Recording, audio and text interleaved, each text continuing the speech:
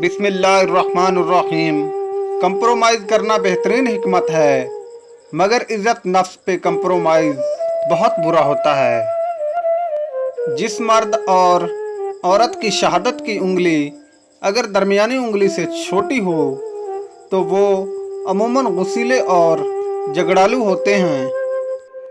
शरीयत का हुक्म है कि बीवी के अपने कितने ही असासे हों, बीवी कितनी ही मालदार हो, मगर बीवी के अखराजात शोहर ही पूरा करेगा, और शोहर के ऐसा करने से बीवी हमेशा फरमाबरदार रहती है।